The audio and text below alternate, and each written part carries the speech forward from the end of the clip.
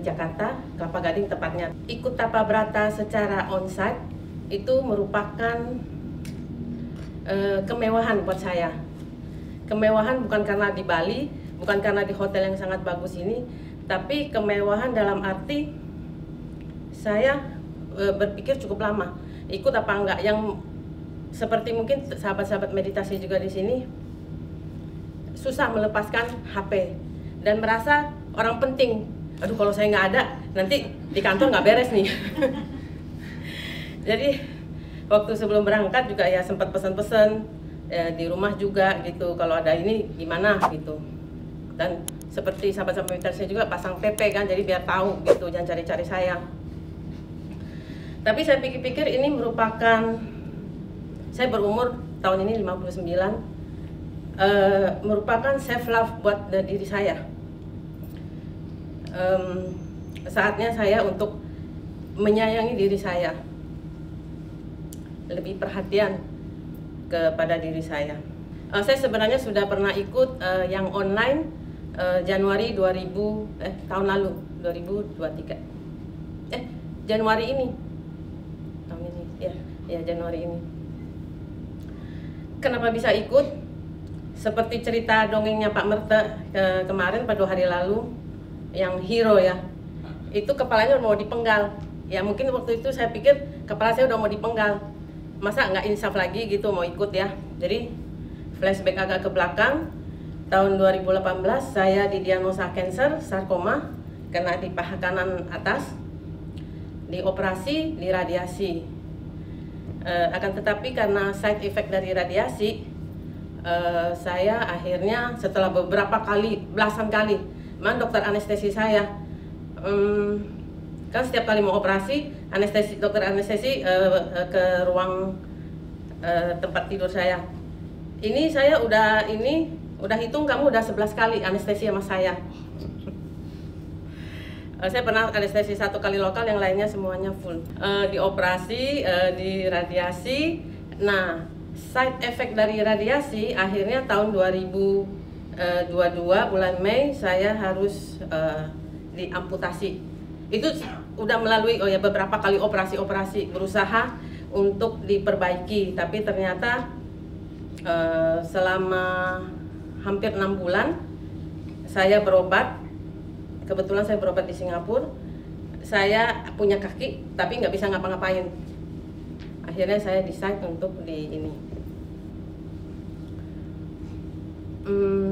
Nah, terus bulan operasi selesai, waktu akhir tahun 2023, saya nggak tahu kenapa gitu ya, di tubuh saya terutama di muka merah-merah. Akhirnya saya ke dokter menyarankan saya untuk periksa untuk autoimun. Nah, saya pergi ke pokoknya yang periksa autoimun biasa teman saya gitu di situ. Nggak tahu analisanya salah atau bagaimana, saya dibilangin ke arah autoimun, ke arah lupus. Udah pusing 7 keliling kan, udah 1 belum beres, autoimun lagi. Itu saya baca lupus bagaimana, waduh side effect-nya kan gimana. Dan nggak tahu gimana, saya tahu Bali Usada udah cukup lama, 20-an tahun. Kebetulan kepala sekolah saya juga udah ikut 20-an tahun. Dan banyak teman-teman saya juga ikut. Nah, nggak tahu gimana, biasanya kan kalau pagi saya bangun pagi jam 4. Kalau misalnya terus masih mau coba tidur, saya lihat YouTube. Nggak tahu gimana saya bisa lihat YouTube Bali Usada mengenai lupus. Padahal nggak pernah saya akses ke YouTube-nya Bali Usada, nggak tahu gimana. Akhirnya saya telepon teman saya bahwa saya mau ikut, saya ada diagnosa begini-begini gitu, saya mau ikut. Tapi ternyata penuh sampai bulan April waktu itu. Saya sempat telepon mamanya Ratih, sempat bicara gitu kalau lupus gimana proses meditasinya. Ya udah deh, ikut online aja. Jadi saya ikut yang online. Hasil dari saya ikut meditasi, online dan offline ya tentu saja ada positif negatifnya. Maaf kalau saya waktu lagi online tuh sering nyambi kerja, jadi kurang fokus gitu.